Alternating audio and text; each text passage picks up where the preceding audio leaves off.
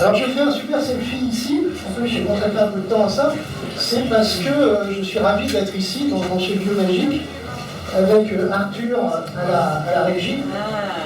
Et alors j'ai apporté ça aussi, alors je vais vous faire passer, je vais commencer la conférence. Alors vous inquiétez pas, vous n'êtes pas dans un show habituel, ça va être bordélique. J'avance, je commence comme je peux, etc. On peut causer, on a pour 1h30, on va aller assez vite. Puis je vais vous faire passer des trucs. Peut-être que si quelqu'un... Oui, voilà. On va improviser. Alors, je vous raconterai plein de trucs après. Donc ça, c'est le No Museum. Donc j'ai préparé une version du No Museum qui est en immersif. Voilà. Et je vais donc vous le démarrer sur cette machine. C'est la version 2019 V88B. Voilà. Ils sont par les geeks, là, démarre. Donc, alors, qui parmi vous connaît l'Oculus Go? Qui parmi vous connaît l'Oculus Go? Personne. Donc, du coup, vous êtes un peu obligé de vous débrouiller. Hein, le principe, c'est ceux qui veulent essayer. Je vous le fais passer avec la manette. Vous coiffez le casque et vous avancez avec la gâchette. Hein, la gâchette vous permet d'avancer et vous vous dirigez là où vous regardez. Donc il vaut mieux être debout. Alors n'hésitez pas à venir là. Hein. Il ne faudra pas vous casser la gueule dans les caisses sur la scène ou vous mettre là ici avec le casque pour pouvoir vous balader dans mon nouveau muséum. Donc qui veut en premier? Voilà, bah, très bien, c'est super. Je te le file. Voilà. Je te laisse coiffer le casque. Tu te débrouilles exceptionnellement si vraiment c'est tout bloqué, etc. Tu prends la commande, voilà, et tu appuies sur la gâchette et tu te diriges là où tu regardes. J'appuie sur lequel? Celle-là. Sur celle-là, ok. Voilà, et si tu passes le pouce, tu vois, si tu passes le pouce comme ça, sur le côté ou sur le côté, je peux bouger. Tu rotates, tu as une rotation de 45 degrés. Ok. Hein? Bon courage. Au prochain. Bon courage, et si tu as la nausée, tu arrêtes tout de suite. D'accord. Deuxième élément que je vais vous montrer, alors on va commencer, on va faire un départ officiel. Hein, je vais prendre mon costume, donc vous ne savez pas qui je suis, hein, je vais mettre mon masque d'Anonymous, et puis je vais demander à Arthur s'il peut me mettre un peu de fumée. Voilà, et on va faire l'intro. Donc normalement, tel que je l'avais imaginé, vous rentriez dans la salle, et j'étais assis.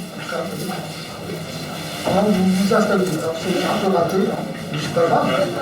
Le but étant que j'ai ce moment, voilà, ce moment Anonymous et gilet jaune. Hein, vous avez vu, je porte un gilet jaune pour l'occasion et mon costume d'Anonymous. Et je suis entouré de fumée, donc voilà. Ça c'est un moment précieux pour moi. C'est mon salon. Alors, je vous explique. En tant que cyberpunk, je vous accueille ici. On va faire une opération de psychomégie. Je vous accueille ici dans mon nooscape. C'est-à-dire cette salle, je viens de la transformer à l'instant par une opération magique, conceptuelle, en vaisseau d'exploration du cyberespace et de la noosphère. Et donc tous, vous êtes mes passagers, moi je suis le pilote, aux commandes de ce vaisseau. Et nous allons embarquer à bord de mon nouveau muséum. Ça c'est un bon début. Alors je vais enlever mon casque maintenant parce que c'est pas très pratique de parler derrière un cadre de news. Et je vais vous raconter pourquoi j'ai fait cette petite mise en scène. Vous êtes à bord donc de mon... Alors attends, je vais peut-être débrancher le micro en passant, donc ça va. Vous êtes à bord de mon nouveau muséum.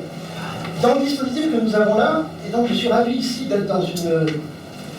Là, je vais vous expliquer ce qu'est la thèse, et je vais d'abord vous expliquer qui je suis et qu'est-ce qu'on fait là. Là, d'abord, ce qui est génial, c'est qu'on a un super vidéoprojecteur qui nous permet d'être devant l'écran très près. Donc ça, c'est magique, c'est le plaisir de la technologie et j'adore ça. Ici, vous avez mon avatar. Ça, c'est mon avatar qui est un écho, une furie dans Second Life. On est actuellement en direct dans Second Life, mais pour des tas de raisons techniques, je n'ai pas invité.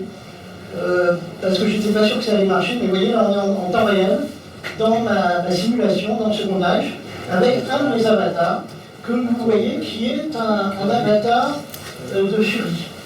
De Fury, c'est-à-dire de Fury féminine. Et qui est un mélange hybride d'humain et de félin. Donc regardez mon avatar à vous observer.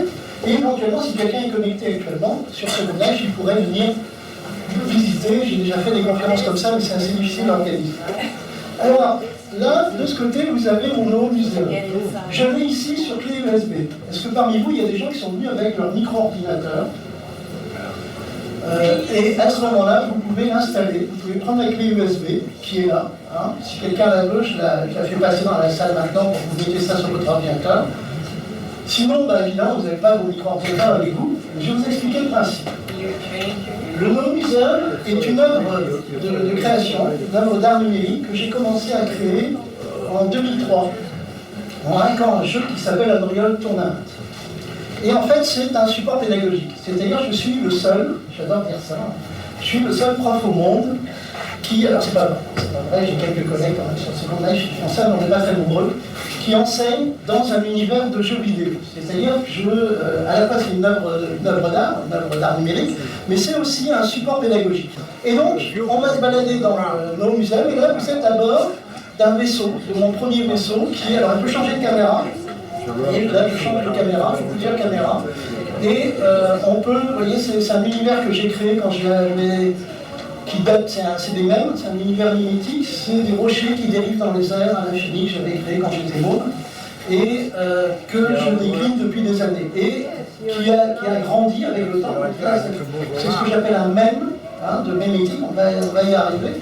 Et on s'aperçoit que cet univers de rochers qui dérivent, qui m'habitait, mais qui habitait Roger Dean à l'époque, l'illustrateur de Rocher de Vegas, qui est aussi le rocher volant le rocher volant, je vais juste relancer le niveau, que vous voyez bien.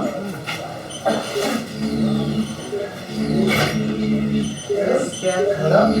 Donc, cet univers de rochers qui dérive dans les airs, vous en avez plein de versions qui évoluent avec l'histoire. Il y avait Magritte, qui avait fait le château pyrénéen, et vous avez aussi Swift, longtemps avant, avec le château ancien.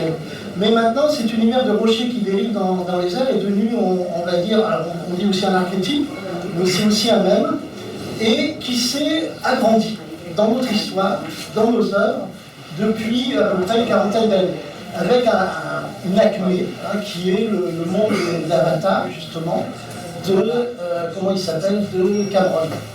Donc si on regarde ça, c'est mon bateau violon, et si on regarde sur les côtés, on voit dans la pénombre, vous voyez, ces immenses rochers qui dérivent dans les airs. Et en fait, c'est une vision que j'ai eue quand j'étais môme, quand j'étais adolescent. Je me suis retrouvé au milieu d'une forêt, la forêt de Quimperlé, très exactement.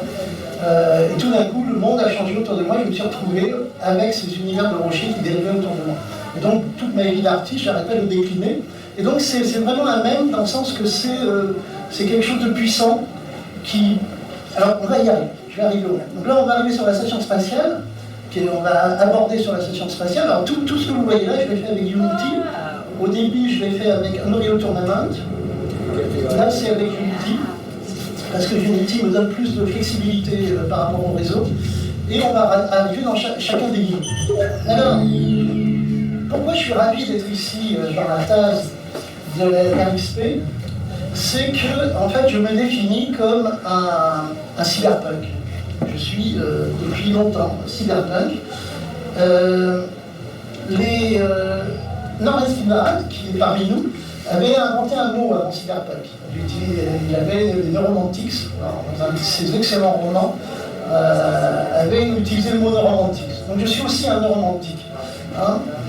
Mais je prends le mot cyberpunk. Alors qui parmi vous sait d'où vient le mot cyberpunk, ce que signifie cyberpunk?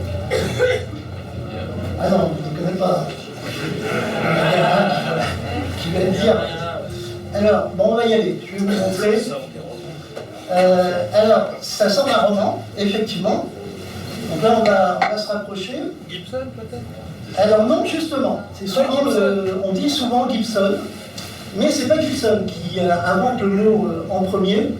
C'est un jeune auteur méconnu, qui s'appelle Bruce Becht. Et Bruce Becht, voilà, c'est ce tableau-là. Voilà. Voilà. Et Bruce Bate fait paraître dans Amazing Stories, Amazing Stories, c'est lui, une nouvelle qui s'appelle Cyberpunk en 1982-83, la date exacte. Et c'est Gibson qui popularise le terme à travers le roman d'un romanceur en 83. Et ce qui est important dans le mot cyberpunk, c'est qu'il y a donc deux mots, cyber et punk. Alors, punk, on pense immédiatement aux Sex Pistols. Mais c'est un mot beaucoup plus vieux, c'est un mot qui vient du vieil anglais et qui veut dire voyou. C'est un petit voyou un peu merdique, pas terrible. Ça vient du XVIIIe siècle donc, et juste avant il y a le préfixe cyber. Alors qui parmi vous sait d'où vient le mot cyber? L'étymologie du mot cyber. Cybernétique.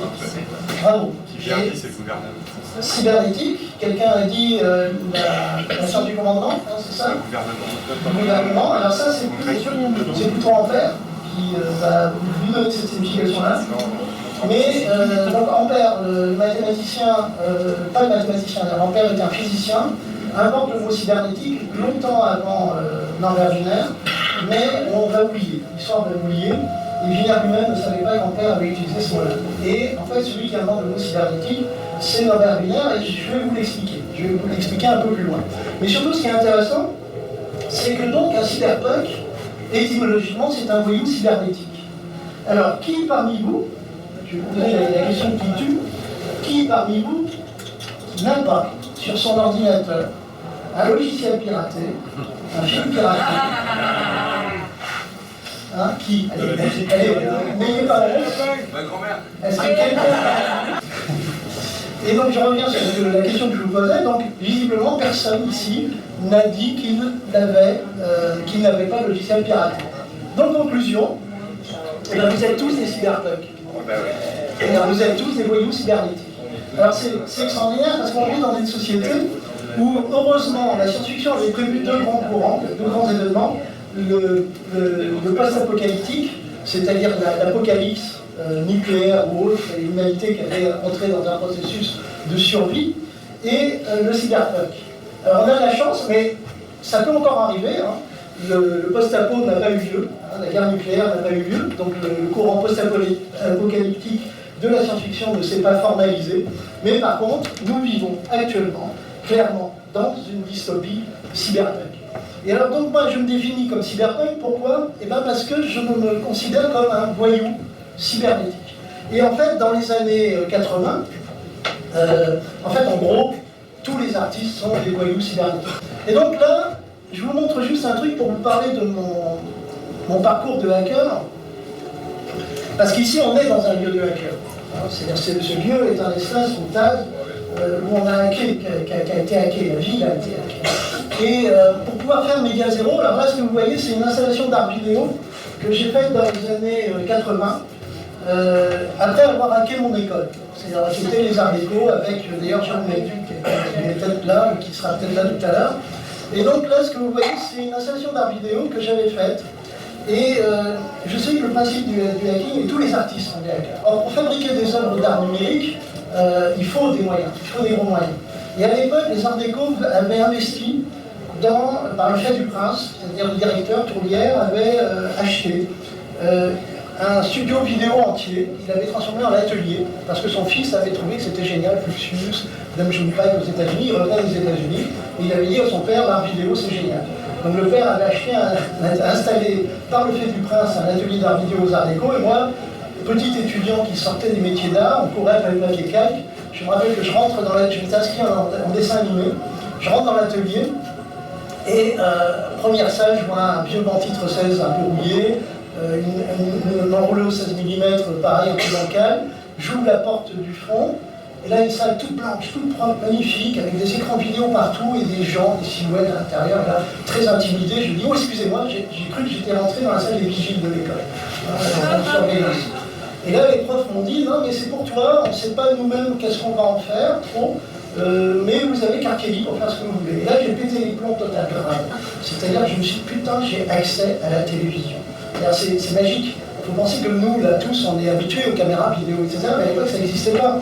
On pouvait imaginer, quand vous ayez un parcours artistique, faire du cinéma, éventuellement en faisant la FEMIS, enfin il n'y a pas féministe, mais l'IDEC à l'époque, mais faire de la télévision, c'était impensable. Et c'est très important cette histoire-là, parce que je me dis, putain, j'ai accès à la télévision.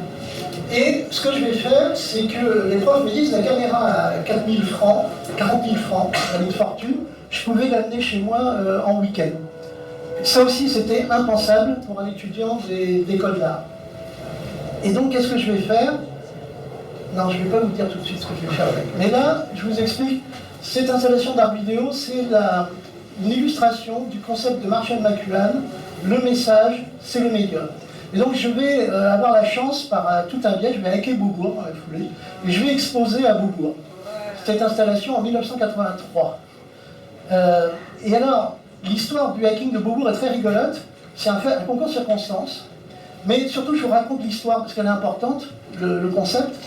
Vous voyez, on a l'histoire d'une jeune femme que j'ai fabriquée en sculpture, qui est allongée par terre, là. Vous voyez, elle est allongée par terre. Donc j'avais fabriqué la sculpture entièrement. On avait moulé, je vous raconterai peut-être un jour le truc épique du moulage de cette sculpture. Et on a des vidéoprojections et des projections de diabos sur son corps qui simulent de l'informatique, de l'esthétique informatique.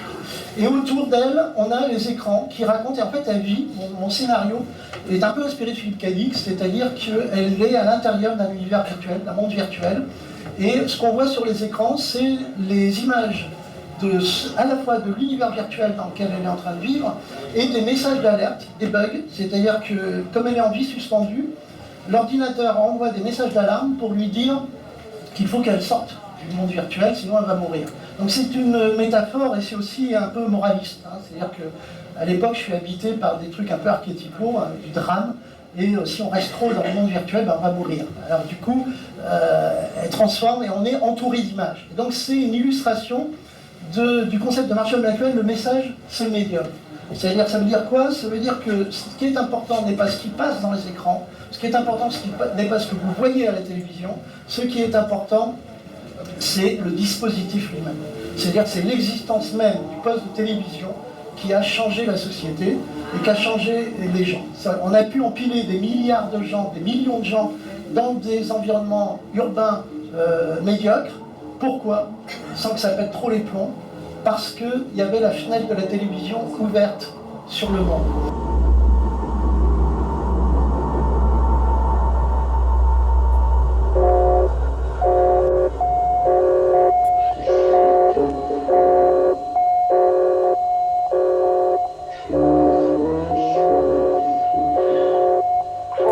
Channel 2, approximately 58 and 6 level, 10 above 5, countdown at 0, 5, 4, 3, 2, 1, 0, injection, interference channel 3 and 4, interference channel 2, program distortion, master program in danger. Danger. Warning. Malfunction critical. Attention. Final program at 0. 5, 4, 3, 2, 1, 0.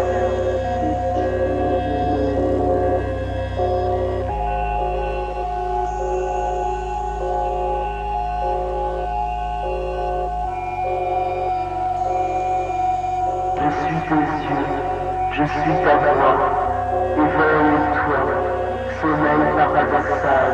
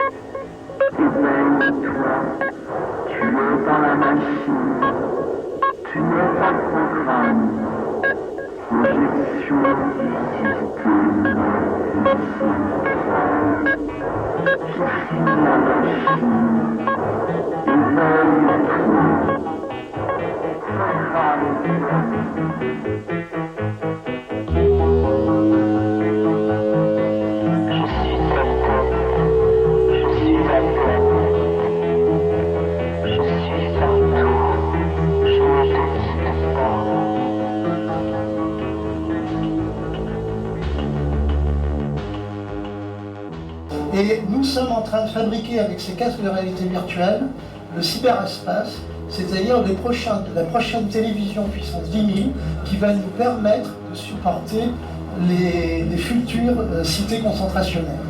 On va y arriver. Et alors donc j'entoure le spectateur d'images et on va voir tout autour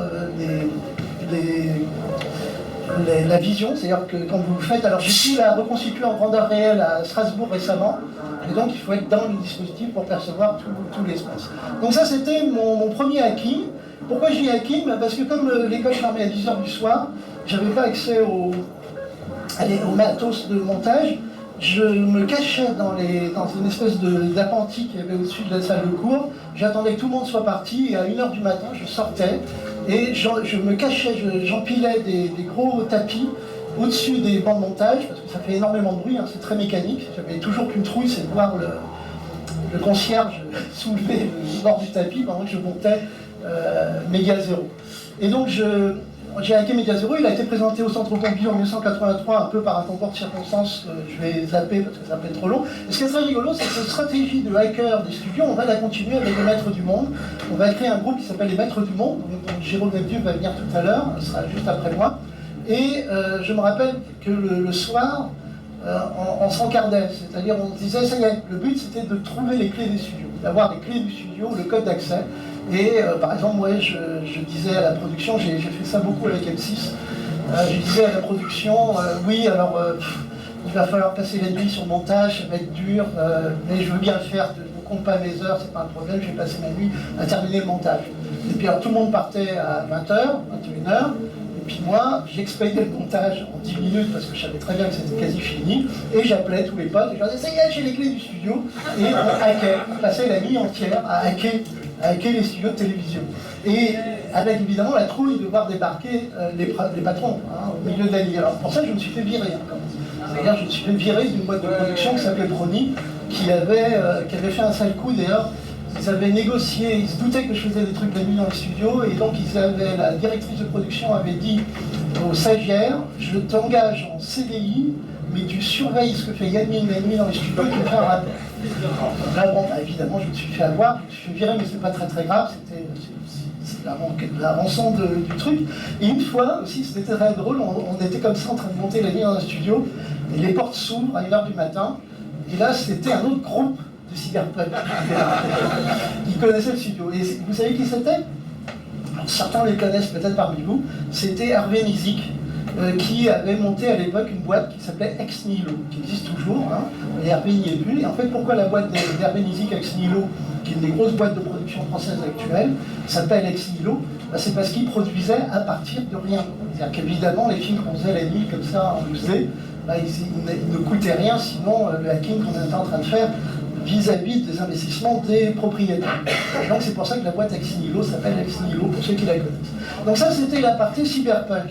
Et donc je vais avancer maintenant dans nos muséums. Alors vous comprenez que c'est mieux si vous avez les clés du muséum pour vous balader dedans, parce que moi je vois mes étudiants le faire, pendant que je cause, ils explorent hein, tous les tunnels et toutes les parties du muséum. Alors là je vais aller maintenant, je vais aller vous faire, parce qu'on n'a qu'1 heure et demie, donc il me reste combien de temps là Quelqu'un a une idée?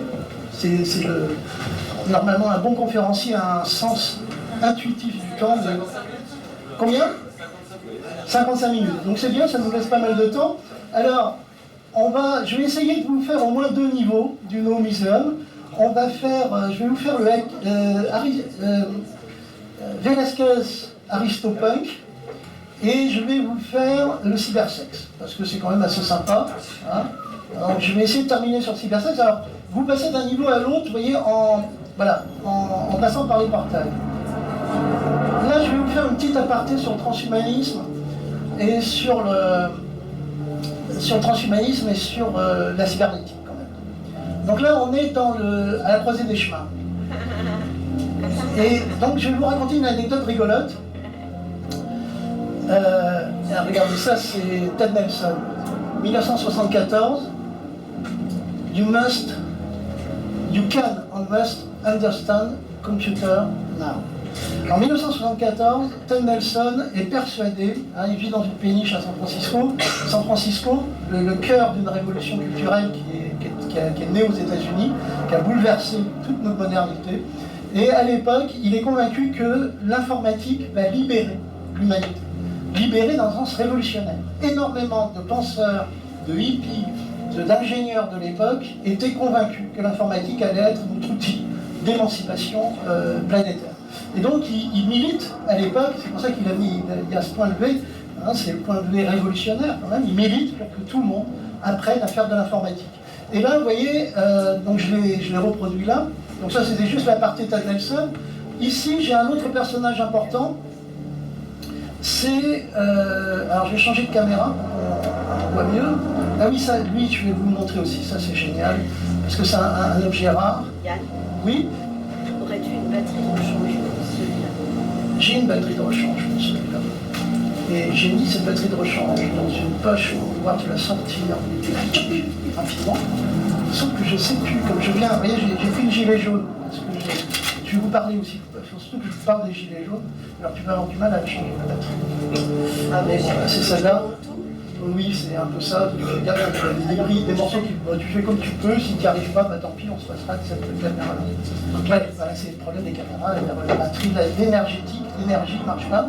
D'ailleurs, est-ce que j'ai allumé mes lunettes? Ah, ben voilà, je ne vais pas allumer mes oreilles aussi pour économiser de la batterie. Donc, je voulais vous montrer Isaac Asimov, mais c'est pas grave, il ne marche pas. Donc, je vais tout de suite aller sur un autre personnage très important. C'est Richard Dawkins. Richard Dawkins, The Selfish Gene. Alors, Richard Dawkins, je me définis comme un nomonaute. Je vais vous définir ce qu'est l'art. Qu'est-ce que c'est l'art? Je suis un artiste. Je suis un artiste, pas de problème, j'assume, je suis artiste. Alors, j'ai tous les critères. J'ai fait des écoles d'art, donc j'ai un diplôme d'artiste. Donc, je suis artiste. Alors, j'ai aussi exposé à Beaubourg. Donc là aussi, je suis un artiste puisque j'ai exposé à Beaubourg. Et puis, je suis un artiste parce que j'ai envie de dire que je suis un artiste. Je crois que c'est le plus important. Mais alors, qu'est-ce que c'est faire de l'art? D'avoir quoi? Une manette dans la main? C'est ça? C'est pas faux, mais alors je vais oser vous le dire, parce que personne n'ose dire ce que c'est l'art. L'art, c'est le plus haut niveau de traitement d'information de l'humanité. Voilà, c'est un truc que je dis tout le temps. L'art, c'est le plus haut niveau de traitement d'information de l'humanité, inspiré de la cybernétique. Alors ça veut dire quoi? Qu'est-ce que c'est l'information? Et qu'est-ce que c'est le plus haut niveau de traitement de l'information? En gros, c'est au-dessus même de la science. Alors, les arts plastiques sont un peu des arnaqueurs, parce qu'ils ont chouravé le mot art à peu près fin du 18e, début du 19e siècle. Alors, n'importe quel étudiant d'art qui fait une peinture fait de l'art. Mais en fait, le mot art est beaucoup plus vaste que ça. Quand est-ce que le mot art apparaît dans notre histoire, dans notre langage? C'est qu'il est au-dessus de la maîtrise. Vous pouvez parler, par exemple, de la maîtrise des mathématiques, ou la maîtrise de la philosophie. Mais quand on est vraiment au sommet de ces formes d'expression, eh ben, on va parler de l'art des mathématiques, de l'art de la philosophie, de l'art de la rhétorique, de l'art de la peinture, de l'art de la guerre. C'est-à-dire qu'on utilise le mot art quand nous n'avons plus de mots pour caractériser, nous ne pouvons plus caractériser, définir l'action de quelqu'un de façon rationnelle et analytique. Donc le mot art apparaît quand on est au sommet de quelque chose, au sommet d'une maîtrise, d'une pratique, d'une compréhension d'un domaine dans lequel nous excellons. Et donc, c'est pour ça que je dis l'art, c'est au-dessus même de la science, puisqu'il y a de l'art en science. Et l'art, c'est du traitement de l'information, c'est le plus haut niveau de traitement de l'information. Et qu'est-ce qu'un artiste? C'est quelqu'un qui explore les sphères informationnelles. Nous explorons, nous, en tant qu'artistes, ici, vous êtes dans un OSCAR, un vaisseau d'exploration des sphères informationnelles. Ce que vous voyez là est un dispositif qui sert à explorer l'espace de l'art, l'espace artistique. Et donc, Richard Dawkins est un mec très intéressant, je le raccorde paradoxalement à Teilhard de Chardin. Alors Teilhard de Chardin, je vais juste revenir d'ailleurs, on va revenir dans le temps. je peux... non, c'est dans le futur. D'ailleurs, c'est pas le futur, mais je vais juste sauter ce niveau-là. Et je vais vous faire une aparté sur... on va aller, voilà. On va aller là, et je vais remonter. Vous avez l'évolution du vivant. Là. À chaque étape, vous voyez un moment de l'évolution du vivant depuis l'apparition de la vie sur Terre. Donc je remonte toute l'histoire du vivant sur Terre. Et je vais arriver dans la grotte qui est tout au fond, là, les premiers hominidés, l'âge de pierre, le Néandertal, et derrière le Néandertal, on a la grotte. Dans la grotte, j'ai mis quelques personnages emblématiques. Voilà. On a la femme de Cro-Magnon, et là c'est intéressant, j'ai mis la femme de Cro-Magnon, par équité, parce qu'on dit toujours l'homme de Cro-Magnon. Alors j'ai représenté la femme de Cro-Magnon, ce qui est important, vous voyez, c'est que c'est le moment où l'humanité s'entoure d'images. Il y a un moment, c'est moins 50 000 ans, où l'humanité, on voit apparaître un espace informationnel collectif et global. Et parmi les penseurs de cet espace informationnel, on a un prêtre jésuite, Théard de Chardin, qui est ici. Et Théard de Chardin invente le concept de noogenèse et noosphère. Pour Théard de Chardin, la noogenèse, c'est ce moment où l'humanité commence à s'entourer d'informations, un espace informationnel collectif et global apparaît. Il saute une étape et il dit au début on a des archétypes, des choses un peu similaires qui apparaissent, et quand l'humanité se connecte, quand les tribus se connectent, on a une explosion de cette noogenèse. Il appelle ça la noosphère, l'apparition d'une sphère informationnelle qui est une sphère de l'esprit, qui entoure l'humanité, qui grandit avec l'humanité et qui est monstrueusement gigantesque actuellement. Si vous commencez à essayer de formaliser ce qu'est la noosphère, c'est monstrueux. Surtout que dans la vision Théard de Chardin, qui est donc un mystique, alors je précise, je suis athée, d'emblée pour qu'il n'y ait pas de malentendu, mais j'aime beaucoup la vision de Théard de Chardin. Théard de Chardin, donc, dans sa vision, qui est une vision d'illuminé mystique, il dit la noosphère, c'est pas la noosphère c'est pas nous, c'est pas l'humanité qui crée la noosphère. La noosphère a deux dimensions, une dimension rationnelle, on peut dire, c'est l'espace informationnel, que moi j'appelle le cyberespace, et une dimension métaphysique, quelque chose d'impalpable, de non formalisable rationnellement. Et donc, Théard de Chardin dit, c'est pas nous, c'est pas nous qui générons la noosphère, c'est la noosphère qui nous génère. C'est-à-dire, il inverse la pensée. Et pour Théard de Chardin, la noosphère, c'est une entité métaphysique qui grandit avec l'humanité et qui va atteindre sa maturité un jour ou l'autre. Ça, il n'y a pas trop de problème. Il raconte ces histoires-là à sa hiérarchie jésuite, sauf qu'il va juste franchir une étape qui fait que sa hiérarchie jésuite au Vatican va lui dire non, vous arrêtez de communiquer là-dessus, surtout vous n'en parlez plus. Et d'ailleurs, on va lui donner une chaire au Conseil du Collège de France. Et sa hiérarchie lui dit non, vous refusez la chaire au Collège de France et vous partez à New York. Vous quittez la France, vous ne parlez surtout pas de votre dernière intuition. Donc on a les textes, on a les lettres, et ce n'est qu'après sa mort en 1955 que des proches vont éditer, parce qu'il va respecter le vœu de sa hiérarchie, donc mourir sans communiquer massivement sur son intuition, et c'est ses proches qui vont éditer ses bouquins. Et en gros, alors c'est juste un tout petit paragraphe dans le phénomène humain, qui est le bouquin qui est édité en 1955, là à gauche. En fait, en gros, il dit, alors là, moi je trouve ça très drôle, personnellement, il dit, mais cette noosphère qui est en train de grandir avec l'humanité, en fait, c'est le Christ. C'est un Christ cosmique, c'est l'alpha et l'oméga de Théard de Chardin. Alors vous imaginez bien que la hiérarchie jésuite, quand ils reçoivent ça fait 2000 ans qu'on se fout sur la gueule sur la définition du Christ. Alors si en plus on en rajoute avec un alpha et un oméga et un Christ noosphérique, c'est le bordel. Alors ça fait partie d'ailleurs de la modernité, une des rares modernités de la religion chrétienne actuellement. Et alors c'est ça que c'est là la partie que je voulais vous faire. Philippe Cadic va utiliser à peu près les mêmes concepts, c'est-à-dire qu'il va parler de plasme dans Siba, il va parler de plasme, et je vais vous expliquer pourquoi. Neil Stephenson va parler de Namshub, mais surtout je reviens à Richard Dawkins, donc dans son livre qui s'appelle The Selfish Gene, le gène égoïste. Il a un tout petit paragraphe, ça fait quelques pages seulement, que j'ai sur la clé USB là, où il dit « Mais est-ce qu'on ne peut pas imaginer que les idées et les concepts ne soient pas des entités vivantes qui se servent de nous pour se reproduire ?» Vous avez vu l'inversion de pensée. C'est pas nous qui générons les pensées, c'est les pensées qui se servent de nous pour se générer. Alors c'est pas les pensées, il appelle ça, et alors là il utilise une terminologie française, francophone, il dit je pense que plutôt que de les appeler mémétiques, mimésis, mimésim, je ne sais plus trop quoi, je préfère le mot français même. parce qu'il sonne comme j'aime. Donc il utilise clairement, c'est ça qui crée la confusion chez nous, c'est le mot même vient bien du français, le mot même, et il appelle ça des mèmes. Et donc actuellement, c'est un mot qui s'est popularisé. Lorsqu'on parle de mèmes, on parle plutôt de fake news ou de légendes urbaines. En réalité, les mèmes, c'est beaucoup plus vaste que ça. On va parler avec Richard Dawkins de méméplex. Les religions sont des méméplex, c'est-à-dire des assemblages de mèmes complexes.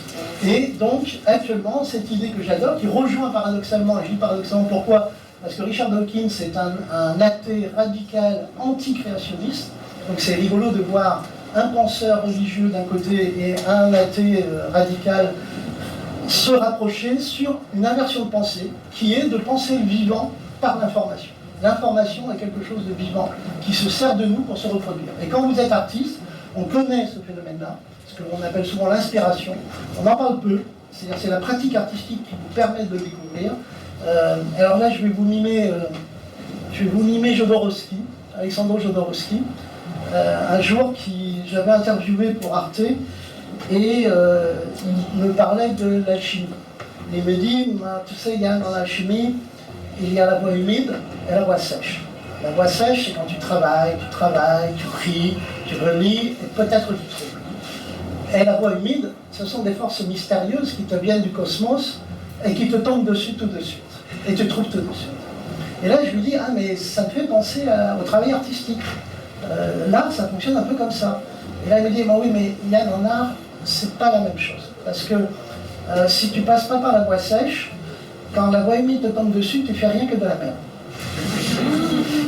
C'est beaucoup d'humour, mais en même temps, c'est d'une pertinence absolue. C'est-à-dire que quand vous êtes artiste, vous le savez, c'est-à-dire que même si vous êtes il y a des moments, alors que vous n'êtes pas très doué, vous n'avez pas de technique, tout d'un coup, vous sentez cette énergie qui passe à travers vous. Terry Gilliam, dans un autre interview que j'ai fait de lui pour Brasil, définit l'artiste comme une antenne qui perçoit des choses. Vous retrouverez toujours cette terminologie. Pourquoi? Et alors les musiciens connaissent ça super bien, c'est-à-dire c'est ce moment sur scène où tout d'un coup, il y a une magie qui se produit et on est inspiré. Et on porte tout le monde avec et on se défonce en tant qu'artiste avec ce moment d'inspiration, ce moment où ça passe à travers vous. Mais évidemment, si vous êtes maladroit, lorsque vous faites votre œuvre, au moment où cette énergie passe à travers vous, il n'y a que vous qui voyez que vous étiez inspiré.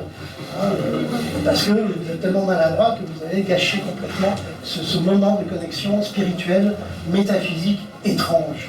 Voilà, donc ça c'était l'aparté que je voulais faire sur... Et alors, je vais zapper très vite, et on va aller au fait, parce que c'est 4 fois 3 heures de cours. C'est-à-dire explorer tous nos muséums, c'est 4 fois 3 heures de cours, donc je vais essayer de ne pas vous les faire là. Je vais quand même vous montrer les lieux les plus emblématiques, et surtout que je n'oublie pas de vous faire la cybernétique après. L'histoire de la cybernétique, parce que c'est quand même passionnant. Ah oui, alors Gilets jaunes, je vous fais une aparté. Ça c'est un truc que j'ai découvert il n'y a pas très longtemps en étudiant les textes des ludites et des néo-ludites. Robin des Bois. Vous connaissez tous Robin des Bois, hein? Contre quoi il se battait, Robin des Bois? C'est un rapport avec les Gilets jaunes. Contre les riches, pour donner aux pauvres. Hein? Contre les riches, pour donner aux pauvres. Ouais, contre les riches pour donner aux pauvres. Mais il y a encore un truc ultra pointu, mais à mon avis, personne ne le sait. Parce que c'est vraiment ultra pointu. J'ai découvert ça très récemment en lisant un bouquin d'un néo-ludite. En fait, je vous raconte l'histoire, elle est géniale. J'ai eu 2 orgasmes quand je l'ai lu. En fait, Robin Hood, Robin à la capuche, en fait, à l'époque de Robin des Bois, il y a un changement industriel qui est en train de se produire, et l'Angleterre importe énormément de tissage. C'est-à-dire l'Angleterre produit très peu de tissage et importe du tissage en masse. Donc le roi d'Angleterre décide à l'époque de rattraper le retard de l'Angleterre en tissage, et il dit au shérif de raser des pans entiers de forêt pour permettre au pâturage, permettre l'existence des pâturages pour les moutons, pour développer et favoriser l'industrie du tissage en Angleterre. Et évidemment, en rasant des pans entiers de forêt, il met à la rue les forestiers, c'est-à-dire ceux qui vivent dans et de la forêt.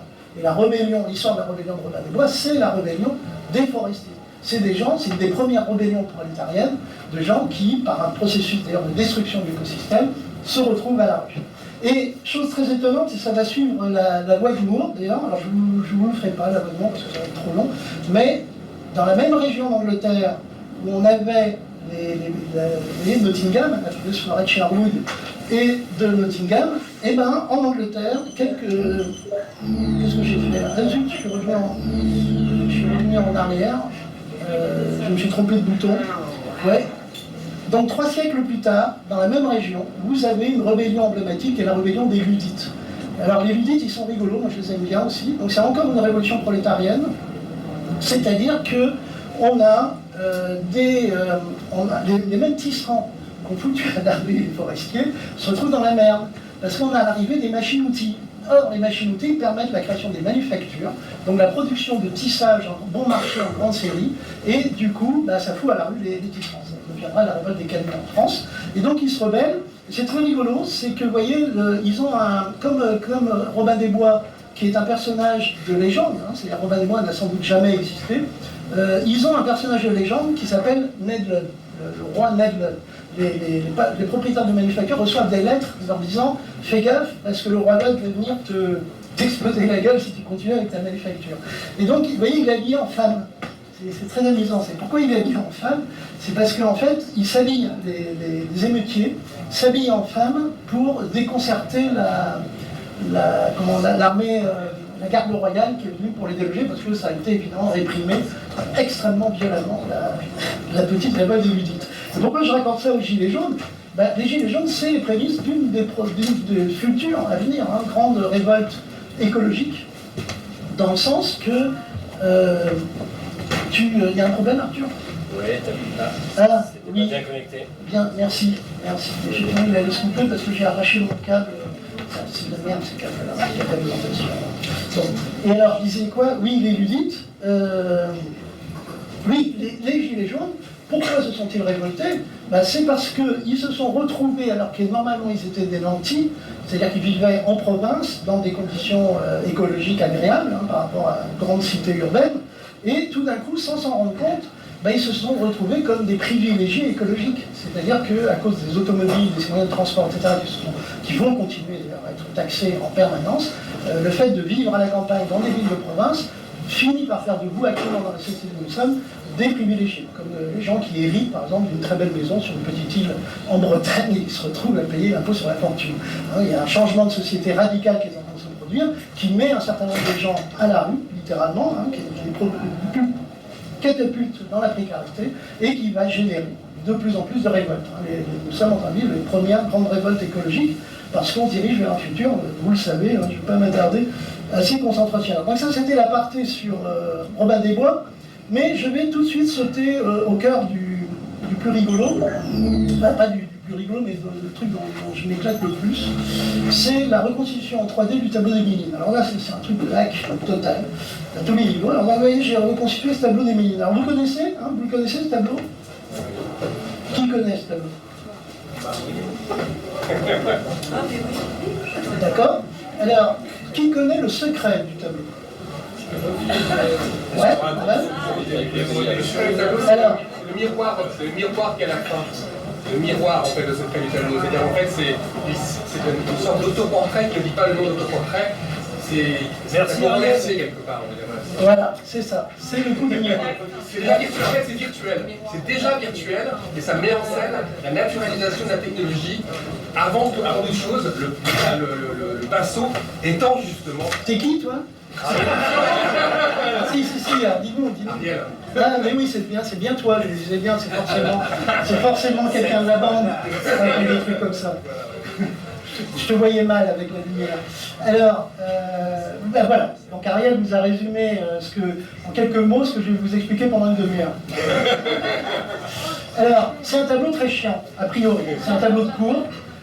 Comme tous les tableaux de cours, c'est a priori un tableau chiant. Pourquoi? Parce que les tableaux de cours, c'est l'équivalent des actualités maintenant. C'est juste des espèces de commémorations politiques, etc. Sauf que celui-là, il est grave chargé. Alors, donc là, c'est le tableau original. Je l'ai décomposé en 3D.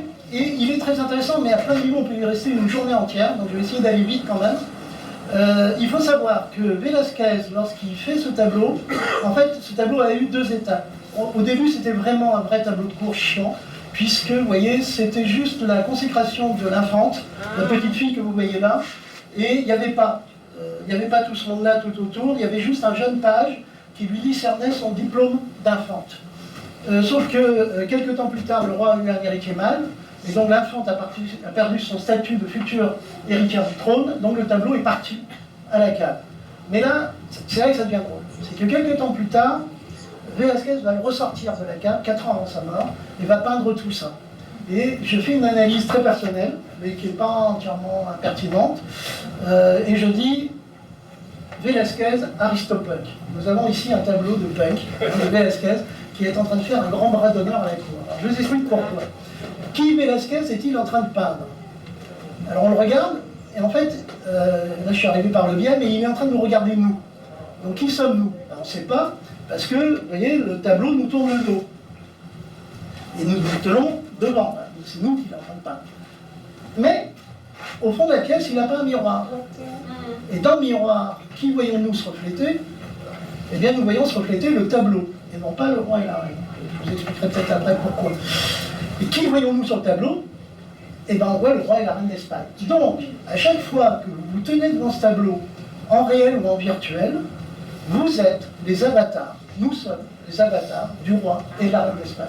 C'est le premier tableau dont nous sommes les héros. Ce tableau est précurseur des jeux vidéo.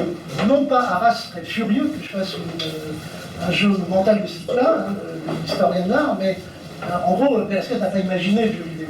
Mais il est en train de reproduire un vieux tropisme de tous les artistes depuis les cavernes, qui est de reproduire la réalité, de fabriquer un dispositif qui est à l'image de la réalité. Donc les cavernes reproduisent ce que les gens de l'époque voyaient autour d'eux, avec un processus immersif. C'est-à-dire nous avons une démarche immersive déjà présente. Et là, c'est un tableau de la Renaissance, avec tout le jeu des perspectives que nous utilisons toujours actuellement, qui est un processus immersif. Donc Velázquez n'a pas accès au cinéma ni aux jeux vidéo à l'époque. Donc il nous fait un jeu conceptuel d'une pertinence absolue, c'est-à-dire qu'il nous immerge dans la famille du roi d'Espagne par un jeu conceptuel de pensée. Vous voyez? Donc c'est ça le jeu. Et alors là, maintenant, je vous fais la suite, parce que c'est là que je vais avoir 50 orgasmes. C'est que, pour décomposer le tableau, je vais hacker le tableau. Alors de façon très sympathique, c'est-à-dire que Google Earth, vous ne verrez pas Google autre chose, Google Earth. Google Earth a mis, vous tapez, vous cherchez, vous allez sur le site du musée du Prado, vous pouvez zoomer dans le tableau à la trame près. Ils ont mis le tableau en très haute définition. Du coup, pour refabriquer tout ça, je vais récupérer des morceaux du tableau sur le site Google Earth. Et là, j'arrive sur un personnage très important, c'est que vous voyez, toutes les perspectives du tableau convergent vers le mec qui est au fond. Don José Nieto Velázquez, qui n'est pas de la famille de Velázquez, qui est le grand chambellan du palais, le grand maréchal. Vous voyez, les perspectives convergent en dessous du bras de Velázquez et de Don José Nieto, et il est mis en exergue par la lumière dans l'encadrement de la porte. Velázquez est en train de nous dire, il y a un mec là-bas au fond qui est important. Il faut penser qu'à l'époque, un tableau comme ça, il n'y a pas de hasard. C'est pas un cliché qui a été fait comme ça par hasard. Il y a passé des jours et des jours à le faire. Donc, tout ce qui se passe dans ce tableau est pensé. Et donc, Arras et Foucault, quand ils décrivent, et ils ont une très belle analyse, Arras et Foucault font une très belle analyse du tableau, où ils expliquent que Don José Nieto Velázquez est en train de repousser un rideau au fond de la pièce. Parce que quand vous vous tenez devant le vrai tableau, vous ne pouvez pas monter sur un tabouret avec une loupe pour regarder ce que fait Don José Nieto Velázquez. Et alors là, vous imaginez le premier kiff du admin hacker cyberpunk, c'est que quand j'arrive sur la main de Don José Nieto Velázquez, alors avec la vidéoprojection vous voyez un peu moins bien, mais c'est très lumineux sur l'écran là, c'est que je m'aperçois qu'il n'a pas la main sur le rideau, il a en fait la main sur une poignée de porte. Ici, il y a une poignée de porte avec un loquet. Ok? Donc déjà, vous imaginez le Yann devant son ordinateur tout seul, ça fait 3 siècles qu'on analyse ce tableau, et je suis le premier de l'histoire à remarquer ce truc-là. Donc rien que ça, c'est kiff grave. Il y a 30 minutes. 30 minutes, ah super. Non, faut que je speed. Et alors, donc vous me direz, bah oui, non, mais c'est bien Yann, mais ok, il n'est pas en train de repousser un rideau, il a la main sur une poignée de porte. Et alors? Sauf que là, il y a encore une étape de ouf totale qui se produit, c'est que je suis en train de décomposer le tableau en 3D. Donc je suis obligé de respecter les règles de la perspective que j'ai appris à l'école, à l'ancienne d'ailleurs, la même technique que les Velázquez, et j'arrive et je reconstitue la pièce derrière. Et là, je découvre 2 choses d'abord. c'est que la perspective n'est pas à 1m60, comme c'est la coutume en perspective, elle est à 1m30. C'est-à-dire que Velázquez a positionné l'axe de perspective à la hauteur du regard de l'infante. C'est important. Avec nous, il n'y a que si vous faites la décomposition que vous pouvez vous en rendre compte. Et surtout, quand je décompose la pièce, il y a un truc qui cloche, c'est que vous voyez, la poignée de porte n'est pas à la bonne hauteur. Elle devrait être là, et elle est là. Elle est à la hauteur d'un enfant. Donc deux solutions. Soit effectivement elle est à cette hauteur-là parce qu'elle est en haut des marches, soit, et je préfère cette version-là, vous allez comprendre pourquoi, elle est à cette hauteur parce que la pièce qui est derrière, c'est la pièce d'un enfant ou d'un nain. Alors des enfants et des nains, il y en a plein de tableaux. Mais on ne va pas mettre une poignée de porte à 1m30, à 80 cm plutôt, pour un nain qui divertit la cour, on va le faire pour un enfant royal. Donc, premier raisonnement que je me tiens, Velázquez est en train de nous dire, alors là je me fais le Da Vinci Code, Velázquez est en train de nous dire de façon cryptée que Don José Nieto Velázquez, le grand chambellan, a accès à la chambre de l'infante. Alors finalement, on peut faire plein de scénarios là-dessus, mais c'est tout à fait normal, puisqu'il s'occupe de la reine, qu'il a accès à la chambre de l'infante.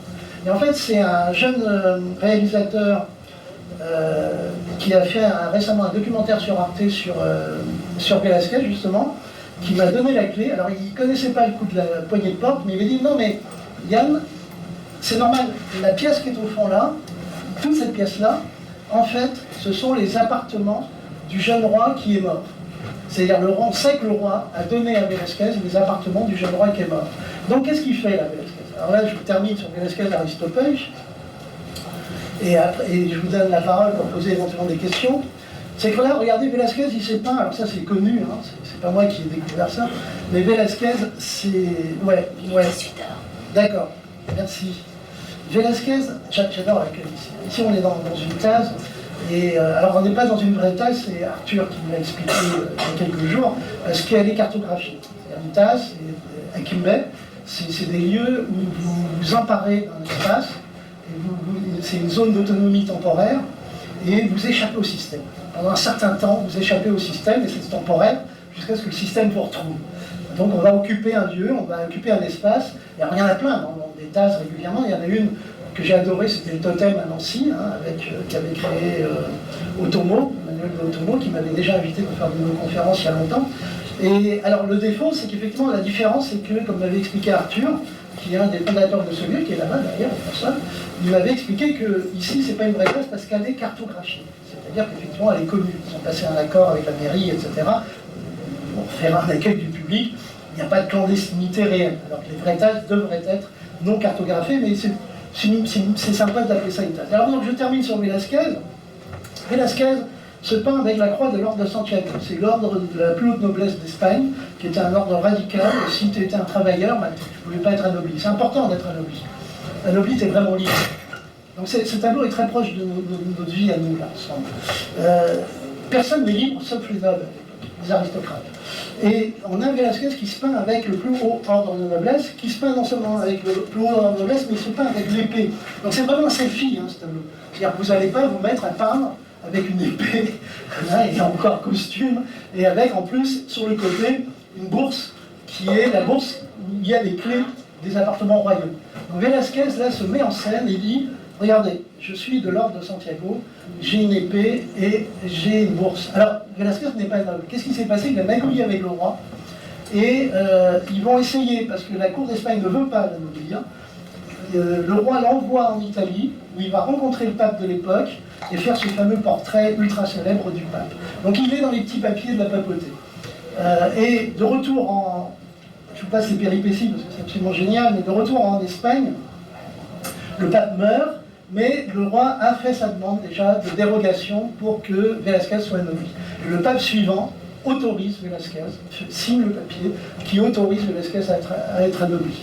Et là, j'imagine Velázquez, hein, c'est genre... Waouh, je suis noble, je suis noble, je suis libre. Et là, il va ressortir les tableaux des placards, il va peindre tout ça, il va se peindre avec les insignes que vous voyez, et surtout, le tableau ne s'appelait pas les Ménides, il s'appelait La famille du roi d'Espagne. C'est-à-dire Velázquez est en train de se peindre avec la famille du roi d'Espagne. Il est en train de faire un bras d'honneur à la cour en disant « Regardez les mecs, je suis noble hein, et je suis avec la famille du roi d'Espagne. » Alors il y a d'autres détails, on pourrait y rester très très longtemps, mais je ne veux pas m'attarder dessus. Et je vais sauter, on va juste vite fait, puisqu'on n'a plus que quelques 20 minutes. Je vais revenir en arrière, on va remonter dans les niveaux et on va aller direct. Je vais vous zapper Marshall McLuhan, je vais vous zapper l'histoire de la cybernétique et on va aller directement au cybersex. Est-ce qu'il y a des questions? On va profiter du petit trajet vers la zone cachée du cybersex. Est-ce qu'il y a quelqu'un qui veut intervenir, poser une question et je vais lui filer un micro. Il est où le micro? C'est moi qui l'ai repris le micro ou... Non, il est parti. C'est pas fini. It's not finished. 20 minutes. Now I am at the public question. If you have some questions, si vous avez quelques questions, n'hésitez pas là. Quelqu'un? Tout le monde attend la Si. Alors, ce qui est bien, c'est que j'ai plein de VIP dans la salle. Et donc là, vous avez un des créateurs le créateur de Roxane, qui est un des premiers, une première intelligence artificielle qui fabrique des œuvres d'art. Hein, c'est bien ça. Voilà. Et qui m'a fait l'honneur aussi d'être présent. Bon, je suis peut-être un peu en avance sur ton plan, mais pourquoi tu penses qu'on va vers un univers concentrationnaire à cause de l'écologie? Ah non, c'est pas à cause de l'écologie. L'écologie va être la solution, mais c'est bien, c'est pas mal. Oui, c'est pas entièrement faux. C'est pas entièrement faux. C'est une bonne question, donc je la mets de côté. D'autres questions? Non? Alors, je vous fais un petit coup de cybersex, juste pour le fun. Je vais pas m'y attarder. Alors, regardez, vous voyez, je commence le cybersex, le niveau du cybersex. Je vais commencer avec cette image-là. Hein, le point de... Alors d'ailleurs, autour, vous avez des images augmentées. Ça, c'est une image augmentée, on peut la regarder avec un smartphone, et on a accroché l'autre image augmentée, je crois, du point qui bouge dehors. Alors, pourquoi cette image-là? Alors ça, c'est un private joke qui est absolument génial. Est-ce que vous connaissez ce geste-là? Qui connaît ce geste-là? C'est pas les Clinons. C'est les Vulcains. C'est les Vulcains. Hein, ça, c'est le salut Vulcain. Alors, vous savez d'où vient salut Vulcain? Oui, il était juif aussi avec Godard. Dis-le plus fort. Qui était juif dans l'histoire? L'acteur qui jouait. Alors voilà, alors je vous le raconte, c'est ça. C'est que Leonard Nimoy, j'adore Leonard Nimoy, rien que pour son humour en fait, en réalité. Donc il joue ce personnage de Spock, hein, de Vulcain, qui est totalement neutre, qui est presque informatique dans sa façon de penser, et on lui dit, trouve-nous un geste. Sur le tournage de Star Trek, au tout début, trouve-nous un geste pour caractériser les Vulcains. Et là, il repense à une scène qu'il a vue dans son enfance où sa mère l'amène dans une synagogue et il y a la foule et il voit le rabbin qui fait ce geste-là à la foule, hein, comme ça. Et en fait, c'est Shekinah, c'est une métaphore vulvaire, hein, c'est une métaphore sexuelle, et c'est Shekinah, la part divine, féminine de Dieu. Donc, j'étais mort de rire quand Leonard Nimoy, un peu avant, à la fin de sa vie, a raconté l'anecdote, parce que du coup, c'est un jeu graphique, on adore ça, nous, artistes, mettre des métaphores sexuelles cachées dans les œuvres d'art. Chaque fois qu'un trekkie fait ce geste-là, il est donc en train de faire une demi-métaphore féminine vulvaire. Voilà. Donc c'est pour ça que j'ai mis cette image-là en entrée du cybersex. Et alors, justement, je vais zapper tout un tas de trucs. Il y a des trucs géniaux dans le centre cybersex, parce que je ne vais pas trop parler, en fait, vous allez voir, je ne vais pas vous parler, mais c'est passionnant et vous allez l'explorer par vous-même, mais vous connaissez maintenant tous l'histoire de l'évolution des vibromasseurs, hein, c'est-à-dire que je vous conseille un livre qui s'appelle La technologie de l'orgasme de Rachel Payment, où elle va remonter l'histoire de l'invention des vibromasseurs, le premier système de stimulation sexuelle mécanique étant chez Charcot, à la Salpêtrière, pour soigner la pseudo-hystérie féminine. C'est-à-dire le vibromasseur naît pour soigner, en théorie, l'hystérie féminine. Je vous le zappe, on y reviendra éventuellement après, mais c'est une histoire qui commence à être connue en particulier dans tous les milieux, dont les milieux LGBT. Et ce que je ne vous avais pas dit d'ailleurs dans la fourche, le truc important, la croisée des chemins, qui répondra à ta question. Mais bon, je me perds, je vais sauter McLuhan, je vais sauter le cyborg, le manifeste cyborg de Donna Haraway, et je vais aller directement, si ça marche, vers un des premiers outils, un premier véritable outil de cybersexe. Ah oui, ici quand même, je vous montre ça. Quel est le premier grand outil, un des plus populaires d'outils de cybersexe de notre histoire? La voiture. La voiture, pas mal. J'en ai pour 1 heure si on attaque la voiture. Alors, le Minitel, pas mal. Ouais, rose. Le Minitel, absolument. Non, alors avant le Minitel, il y avait un truc. Le téléphone. Le réseau. Le fameux réseau dont je peux vous parler aussi, mais en fait, c'est pas le petit canard jaune non plus, c'est la pilule contraceptive. À quoi sert la pilule contraceptive? Vous en avez la question. Ça sert à donner du confort dans la sexualité. C'est-à-dire qu'on n'a pas l'angoisse de faire un enfant lorsqu'on baise, hein, clairement. Et en plus, la pilule contraceptive est vraiment un outil cybernétique, puisqu'elle sert à bloquer. Tiens, j'ai fait quoi là?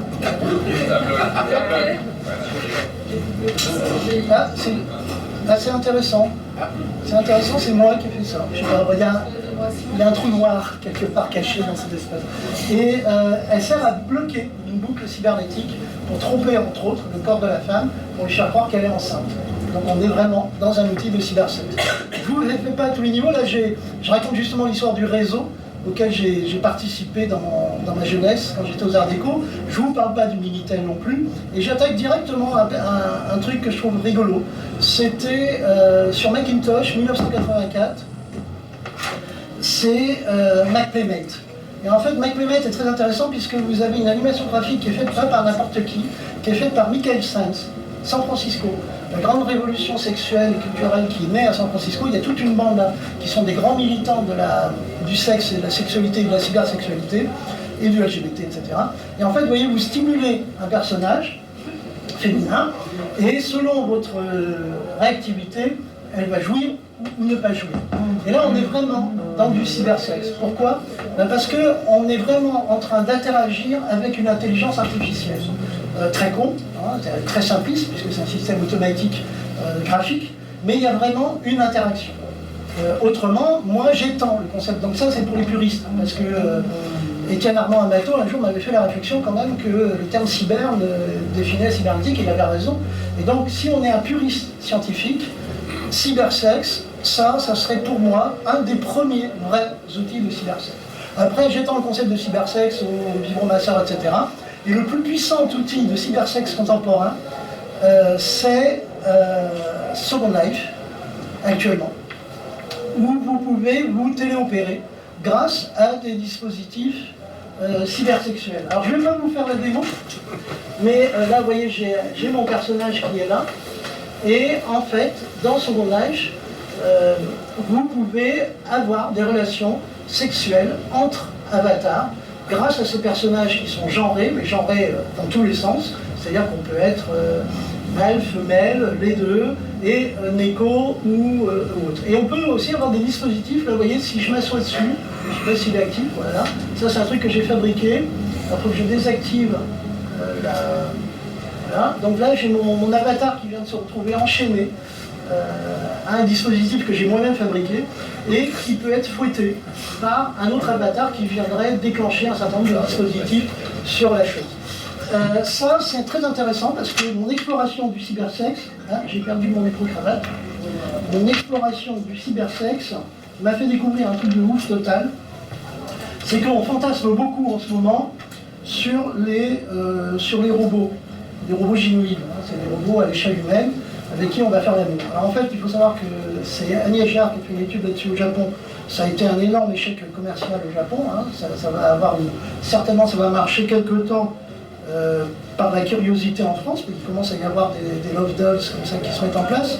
Mais en réalité, moi, souvent, ce que je dis, c'est que c'est pas nécessaire. C'est pas nécessaire, et du coup, je vais répondre à ta question. Tu vois, je vais répondre à ta question en passant par le cybersexe. C'est rigolo. Et ce que je découvre en pratiquant la cybersexualité dans Second Life, avec des partenaires, c'est qu'en fait, déjà, imaginez faire l'amour avec un robot. Hein. Un robot de taille humanoïde. Bon, c'est lourd, c'est grand. Et alors, s'il a la force, parce qu'il faut qu'il soit réaliste, du coup, on est un peu comme au début du théâtre, hein, vous imaginez au cinéma, où on voudrait un spectacle total. Donc, avec le cybersexe, on veut un personnage total, comme un humain, comme une humaine. Mais imaginez qu'il y ait le moindre bug, elle ou il a la force de vous casser un bras ou de vous exploser. Donc, c'est lourd, c'est encombrant, ça bouffe de l'énergie, et en fait, c'est un peu galère. D'avance, c'est un peu galère. Mais par contre, vous n'en avez pas besoin. On n'a pas besoin en termes de cybersexualité. Alors, je ne l'ai pas apporté, mais j'ai utilisé un des premiers vibromasseurs connectés sur les avatars. C'est-à-dire qu'ils se sont... Alors, c'est une histoire qui est absolument géniale. C'est qu'un mec, un geek, a développé un petit vibromasseur à $30 qui permettait de le brancher sur un jeu sur la Xbox 360 qui s'appelle Reze. Reze, ça vient du film Tron, et on utilise ça dans le monde virtuel pour dire lorsqu'on fait exister quelque chose dans le monde virtuel. On raise quelque chose. Donc il y a un jeu célèbre qui s'appelle Reze, qui n'a rien de sexuel, c'est ça qui est rigolo, et un geek qui a développé un vibromasseur télécommandé, téléopéré, qui permettait de recevoir des stimuli sexuels en même temps qu'on jouait à un jeu vidéo. Légende de Second Life, le fabricant de sexe dans Second Life, parce qu'on vend des sexes dans Second Life, s'est associé à ce gars-là en 2007 et a vendu ce petit vibromasseur qu'on pouvait connecter sur l'avatar. Et du coup, je vais expérimenter les relations cybersexuelles, les stimulations sexuelles en réseau dans les mondes virtuels. Et là, ce qui va se passer de très très rigolo que je découvre, c'est que, alors bien évidemment, le cybersexe, ces outils de cybersexualité, je crois que je l'avais mis en image quelque part, voilà, ça me parle. Ces outils de cybersexualité, ce sont des systèmes mécaniques. Alors il y a un outil qui est très célèbre dans le cybersexe, c'est le Hitachi Magic Wand. C'est la boule avec un manche. C'est-à-dire qu'en fait, il faut penser que ces petits vibromasseurs, ils ont 3 volts d'intensité, donc la stimulation physique est plutôt minime. Par contre, et les femmes connaissent bien ça, il y a un truc qui a été développé par Hitachi, qui était fait pour les sportifs, pour masser les muscles, qui est une grosse boule qui vibre à 6000 tours au bout d'un manche, qui s'appelle le Hitachi Magic Wand. Et en fait, il est sur une fréquence. Alors, ce qu'il a d'important, c'est que l'Hitachi Magic Wand, si vous essayez de le bloquer, vous ne pouvez pas. Vous ne pouvez pas empêcher le dispositif de vibrer. Et donc ça, c'est un truc qui est connu dans le milieu de la cyberculture sexuelle.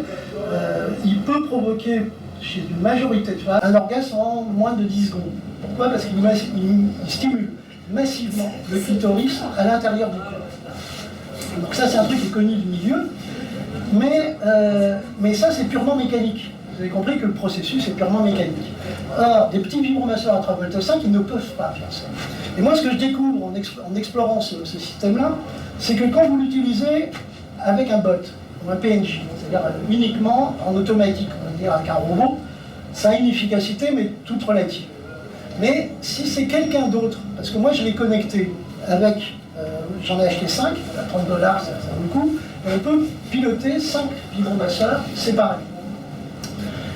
Et c'est l'autre partenaire qui le déclenche. Et ça devient génial. C'est ça qui se passe, que je découvre à ce moment-là, que peu de gens connaissent. C'est qu'à partir du moment où le subconscient sait que c'est un humain, quelque part sur la planète, qui est en train d'activer une stimulation physique, ça change complètement la relation à l'expérience et au dispositif. Il y a un investissement émotionnel décuplé. Le casque que vous essayez là depuis tout à l'heure, c'est la même démarche. C'est-à-dire qu'en fait, on synchronise le système vestibulaire avec la vision. Donc qu'est-ce qui se passe? C'est qu'à partir de ce moment-là, le subconscient rentre dans la boucle de commande. Ce que nous sommes en train de vivre actuellement, ce n'est pas la perte du corps, ce n'est pas la disparition du corps, c'est le retour du corps massivement dans la relation des matérialistes. C'est-à-dire c'est plus juste les yeux et les oreilles, c'est le subconscient. Le subconscient, c'est le corps. Donc quand je reçois des stimuli physiques, c'est exactement la même chose que lorsque le système vestibulaire est synchronisé. Donc qu'est-ce qui se passe? C'est quand vous êtes dans le monde virtuel et que vous marchez au-dessus du vide, et ben vous avez le vertige, et vous tombez. Pourquoi? Parce que pour le conscient, la relation est perçue comme fausse, mais pour le subconscient, la relation est perçue comme vraie, qui est le kiff total de tous les artistes depuis le début de l'histoire. C'est-à-dire qui est d'essayer de faire en sorte que vous, spectateur, votre subconscient rentre. On le faisait avec des images subliminales avant, avec tout un tas de trucs, mais là maintenant c'est carrément direct. Alors pour répondre à ta question sur le cybersexe, nous sommes, et pour terminer donc, avec la petite bifurcation sur Marshall McLuhan et le message sur le médium, qu'est-ce qui a empêché d'empiler des millions de gens qu'est-ce qui a empêché que des millions de gens empilés dans une univers médiocre se révoltent? C'est la fenêtre de la télévision. On dirige vers un futur où les 2 tiers, 9 milliards d'habitants, hein, j'ai d'ailleurs un tableau pour l'expliquer, on dirige vers un futur de 9 milliards d'habitants, et on sait que les 2 tiers de la population vont être concentrés dans les grandes capitales. C'est-à-dire que ça, c'est un phénomène assez intéressant. Vous pouvez construire toutes les grandes smart cities idéales sur les océans et ailleurs, les gens n'iront pas. Les Chinois ont déjà donné un truc, hein, ils ont construit des cités écologiques gigantesques, les gens n'y vont pas, et ça c'est le processus mystérieux, hein, parce que l'humanité est quand même un truc assez complexe. Les gens convergent vers les grandes mégalopoles existantes déjà actuellement. Et là je vous montre, j'ai fait un data viz. Alors merde, ah oui, il est là. J'ai fait un petit data viz ici, ça c'est mon explication du futur. Et là, vous voyez, je vais prendre les commandes du moteur. Moi, je faisais l'automobile, je peux y passer 3 jours. Donc ça, c'est l'automobile, c'est un amplificateur des gens. Donc selon la QAM. Et là, vous voyez, je vais démarrer ma voiture. Vous voyez la ligne bleue, là? Là, je démarre à moins 100 000 ans. On est 0,5 milliards d'habitants sur la planète. Et là, donc, je fonce. Alors, il ne faut pas que je me plante. Et là, je remonte l'histoire du vivant, de l'humanité. Vous voyez, c'est long, hein. C'est long, là, je vais me planter. Voilà. Je remonte, hein, toujours, l'histoire de l'humanité. Et il y a du chemin, hein. Je remonte. Alors, je vais changer de caméra parce que sinon, ça va être dur de piloter la voiture cybersexuelle. Et là, j'arrive. Regardez, j'arrive. Vous voyez les gros cubes, là. Yann, tu peux t'asseoir, on voit rien sur le côté. Excuse-moi, ouais. Oui, c'est vrai. T'as raison, en plus. C'est mieux pour conduire une voiture. Voilà. Moins 10 000 ans, on est 10 milliards d'habitants. Je crois que c'est milliards, je ne sais plus. Moins 6500 ans, 10 milliards, moins 5000 ans, 20 milliards. Non, millions. T'as raison, je suis un peu à l'ouest. Là, vous voyez les cubes, donc ça c'est la taille de la population. Moins 400 ans, on est 200 millions. Ouais, c'est plus cohérent. 2012, on est 7 milliards. 2050, on est 9 milliards. Donc, je vais changer de caméra pour qu'on voit mieux les proportions, vous voyez. Donc, on se dirige vers un futur de 9 milliards d'habitants, vous voyez, c'est ce cube rouge là. Hein, vous voyez l'augmentation exponentielle, extrêmement rapide qui est en train de se produire. Et on sait que la majorité de la population terrestre sera concentrée dans les grandes villes. On sait aussi que l'écologie se gère beaucoup plus facilement, un peu plus facilement, mais mieux pour des grandes concentrations de population que pour des humains éparpillés un peu partout dans la campagne. Donc le grand mythe de la petite maison écologique dans la prairie, c'est pour les nantis, c'est pour les gens qui vont avoir les moyens de se payer les taxes écologiques dans leur petite campagne un peu partout. On se dirige vers un futur concentrationnaire où il va falloir caser, donc c'est l'enjeu qui est actuellement, c'est le problème de l'immigration, mais le problème des immigrants actuellement, c'est les flux, hein, c'est des énormes flux de population qui vont de nomades urbains, qui vont s'installer de ville en ville. Et là, déjà actuellement, il faudrait commencer à construire dans les grandes villes les immenses bâtiments qui vont abriter ces milliards d'humains de façon harmonieuse. C'est ça l'enjeu. C'est-à-dire comment ne pas reproduire la catastrophe des années 70 avec ses habitats concentrationnaires merdiques. Il va falloir vivre en harmonie. Et une des solutions, alors c'est dystopique que je suis en train de vous raconter, mais j'y crois vraiment, c'est les mondes virtuels. C'est-à-dire qu'une des façons, en attendant de partir dans les grandes nefs stellaires à la conquête dans la panspermie galactique, c'est-à-dire qu'il va falloir attendre, à mon avis, au moins un siècle ou deux avant que les grandes nefs stellaires soient capables de partir, et bien on va devoir supporter 2 siècles, 2-3 siècles, empilés dans des grandes mégalopoles. Et comment allons-nous survivre dans ces grandes mégalopoles? Et bien nous sommes en train d'ouvrir actuellement les portes de l'infini du cyberespace. Hein, c'est de là que je reviens de la cybersexualité, c'est-à-dire que nous allons avoir de plus en plus de relations sociales complexes, dématérialisées, dans l'infini cyberspatial, assis dans nos systèmes, dans nos CONAP, dans nos systèmes de connexion sensuelle, dans nos immenses immeubles écologiques. Voilà. 5 minutes, tu as oublié les jardins sous les... J'ai oublié quoi? Les jardins sous les... Les jardins. Des jardins quoi? Sur les toits. Sur les toits. Des jardins sur les toits. J'ai oublié les jardins sur les toits. J'ai un bug montagne. Il nous reste combien de temps? 5 minutes. Alors, les jardins sur les toits, je sais. Oui, la connexion avec les gens, elle se fait aussi sur les toits. À travers les jardins partagés. Oui, les jardins partagés, mais Les espaces verts. c'est marrant parce que j'ai pas de discours élaboré sur le jardin partagé. C'est une question ou une affirmation? Ou une contre-argumentation? Non, mais alors, tu as complètement raison. C'est-à-dire que c'est ça qu'on est en train de faire. C'est des jardins partagés, verticaux, c'est-à-dire que tu vas avoir 15 étages, un jardin partagé, 15 étages, un jardin partagé. Tu vois, ça c'est sûr, ça c'est certain. Tu vois. Mais lorsque tu voudras partir à la campagne, tu devras payer les taxes. Donc ce que nous allons faire, c'est qu'on va d'abord visiter les points de campagne qui vont nous intéresser via Avatar. On va se donner des rendez-vous à Saint-Germain via Avatar, et ensuite on va payer pour aller se voir ou visiter physiquement des lieux exceptionnels, ce qui est déjà clairement en train de se mettre en place. Tu vois, c'est un peu ma spéculation actuelle. Mais tu as raison sur les jardins partagés. Là, il y a tout un tas de modèles alternatifs écologiques qui sont d'une pertinence absolue, mais qui sont justement d'énormes structures. Là, par exemple, à Noisy-le-Grand, ils sont en train de faire l'expérience de partager avec la population, de mettre des potagers sur le toit de la mairie. Tu vois. Et nous, on milite un peu au sein de notre immeuble, là, dans le Palacio d'Abraxas, pour installer des jardins sur le toit du Palacio d'Abraxas. C'est pas gagné, justement. C'est pas gagné. C'est pas gagné parce que il y a beaucoup de réticence. Ça va venir. Et Ricardo Bofill, parce que ma chérie qui est là, mon épouse, on est mariés, on est jeunes mariés depuis 2 ans.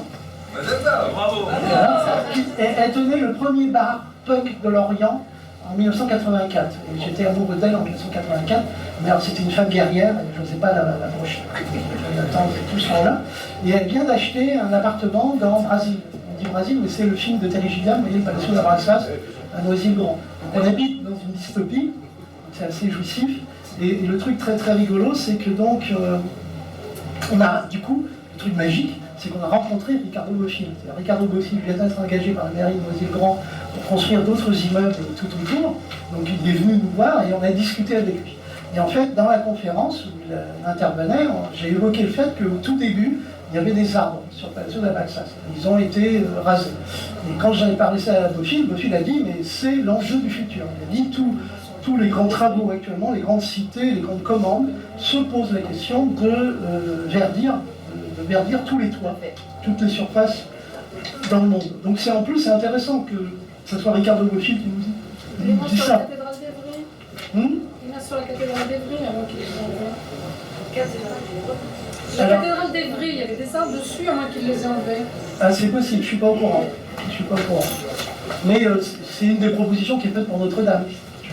D'ailleurs, je pense que ce sont des extrémistes écolos qui ont voulu Notre-Dame pour pouvoir installer un jardin sur Notre-Dame. Il faut pas le dire. D'autres questions? Est-ce qu'il y a des questions là? On va prendre les 2 dernières minutes, le temps que... Ça va? Oui, vas-y, dis. Tu as dit que pour empêcher la rébellion dans les grandes villes, il faudrait une télévision pour empêcher la révolution. Il faudrait quoi? Pour empêcher la révolution dans les grandes villes, tu as dit qu'il fallait mettre des télévisions. C'est déjà fait. C'est déjà fait. C'est déjà fait. Mais si je prends l'exemple des appartements en Hong Kong qui font 2 mètres carrés, il n'y a pas de télévision et ils ne se rebellent pas. Oui, alors t'as raison. Et alors, quand tu regardes, alors d'abord, je ne suis pas si certain de ça qu'ils n'aient pas d'accès à d'autres médias, de toute façon ou d'une autre. Mais par exemple, si tu regardes dans les années 70, les photos des barrios, les barrios d'Alchile, les favelas, etc., c'était très intéressant parce qu'elles étaient couvertes d'antennes de télévision. C'est-à-dire les gens qui vivent dans des zones sordides s'échappent grâce aux mass médias, d'une façon ou d'une autre. Voilà. Et donc, je ne connais pas bien ce que tu dis sur Hong Kong, mais je suis quasiment convaincu que c'est quasiment notre seul espoir. Tu vois, voilà, c'est ça. Ouais. Ben oui, non, mais ça va arriver là. C'est-à-dire qu'on va très bientôt avoir des logements pour étudiants qui seront des caissons dans lesquels on va s'enfermer et on aura c'est déjà prévu, des bureaux partagés, des salles de conférences partagées, des salles de détente partagées. Je dis pas que c'est bien, hein. J'ai peur que ça soit la seule solution au futur. D'autres questions? Non, alors j'ai oublié. Non, j'ai pas oublié. Je vous ai parlé d'Akimbe. Non, parce que hier soir, je m'étais emmerdé à. Pas emmerdé d'ailleurs, parce que c'est vraiment ludique. J'avais rajouté Akimbe dans l'arborescence. Et je l'ai mis à la croisée des chemins, justement. Bon, il est très controversé, Akimbe, et il a basé sa théorie des tases, son intuition des tases, sur les pirates, hein, sur les pirates qui ont mis en place déjà avant tout le monde des processus, on va dire, anarchiques, équitables. Et juste là, je vous disais, la croisée des chemins, c'est que soit on se dirige vers l'apocalypse des machines, à travers l'intuition qu'a déjà eue Norbert Wiener, c'est que si on crée une machine capable de traiter de l'information à un niveau supérieur à nous-mêmes, nous allons créer notre propre prédateur. Donc c'est le mythe de Terminator et de Skynet. Mais les transhumanistes, certains transhumanistes et les singulatariens ont une contre-proposition où ils disent mais être prédateur n'est pas un signe d'intelligence. C'est-à-dire qu'en fait, ils rejoignent, alors c'est ça qui m'a fait beaucoup rire, parce que quand même les transhumanistes sont plutôt aux États-Unis, pas en Europe, mais d'origine de la grande bourgeoisie américaine, donc plutôt libertariens, c'est-à-dire plutôt dans un mode de pensée qui est que les gens extrêmement riches qui ont le pouvoir auront de toute façon c'est un peu, ça rejoint d'ailleurs le darwinisme social de Spencer, que les gens extrêmement riches auront une intelligence et une générosité qui vont redistribuer. Hein. Ce qui est très discutable. Mais en tout cas, ils disent être prédateur n'est pas. On termine. Alors, 10 secondes, je fais la conclusion. Être prédateur n'est pas un signe d'intelligence. Si les machines sont plus intelligentes que nous, elles seront forcément bienveillantes et collaboratrices. Et ça rejoint, ce qui est très intéressant, c'est que ça rejoint la pensée de Kropotkin, qui est un anarchiste, qui est un des penseurs de l'anarchisme, qui déjà fait une extrapolation du darwinisme, il est dans l'esprit de Darwin, et il explique, il étudie les animaux en Sibérie, les comportements animaux en Sibérie, et il met en évidence que les animaux qui ont plus de chances de survivre sont ceux qui mettent le plus en place de procédures de collaboration et d'entraide entre espèces. Hein, ceux qui sont les plus collaborateurs. Donc la croisée des chemins actuellement c'est celle-ci, soit nous choisissons ou pas d'aller vers, je dirais, le darwinisme social ou le spencerisme social, c'est-à-dire la notion de prédateur le plus fort qui survit, ça c'est Spencer, hein, et donc forcément on court à l'apocalypse, soit on décide de favoriser plutôt la collaboration altruiste qui rejoint paradoxalement les premières pensées anarchistes. C'est pas étonnant que je dise des trucs pareils. Bon ben voilà, on va terminer là puisque c'est la fin. Merci. Merci.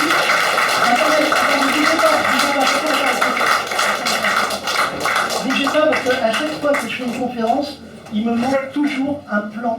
Les images augmentées. Les images augmentées. Attention, ah oui, les images augmentées. Vous pouvez m'acheter des images augmentées. Merci Linda. Merci Linda de me l'envoyer. Attention, ceux qui ne veulent pas, là c'est un truc à moi, ceux qui ne veulent pas être reconnus sur la photo, c'est-à-dire qui veulent que je les floute, vous ne faites rien. Ou alors vous faites ce geste-là, mais qui n'est pas... Et ceux qui sont d'accord, vous faites ça. Attention, 3, 2, 1, stop. Voilà. Donc je floute tous les autres. Merci. Merci beaucoup.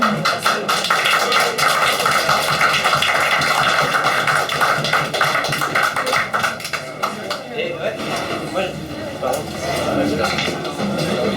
J'avais une question qui en fait ça revient un peu mais ton musée, on peut télécharger, il y a les traductions. Soit je l'ai pas au début, donc soit tu peux télécharger sur le net. Sur No Museum. Je crois que j'ai la même question. C'est ça. Soit sur le net, No Museum. No Museum. Tu vas tomber sur le site, tu as une page pour télécharger. Il est lourd. Soit c'est la version de l'année dernière qui est dessus actuellement. Soit tu le récupères sur la clé USB là tout de suite. qui a tout modé, causé. C'est moi qui ai tout fait. Ok.